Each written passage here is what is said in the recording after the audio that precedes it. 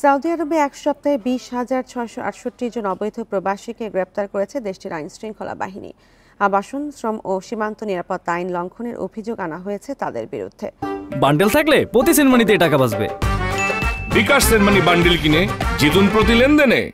Saudi আরবের স্বরাষ্ট্র মন্ত্রণালয় জানায়, গত 10 থেকে 16 এপ্রিল পর্যন্ত দেশটিতে যৌথ অভিযান চালায় নিরাপত্তা বাহিনী ও বিভিন্ন সরকারি সংস্থা।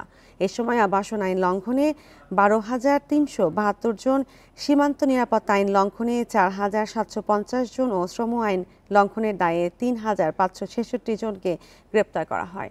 আর অবৈধভাবে সীমান্ত পেরিয়ে সৌদি আরবে প্রবেশের চেষ্টায় সময় 1,264 জনকে গ্রেপ্তার হয়। এদের মধ্যে 36% ইয়েমেনি, 61% ইথিওপিয়ান ও 3% অন্যান্য দেশের নাগরিক রয়েছে। এছাড়া অবৈধ উপায়ে সৌদি আরব ত্যাগের চেষ্টা করায় 93 জনকে গ্রেপ্তার করা হয়।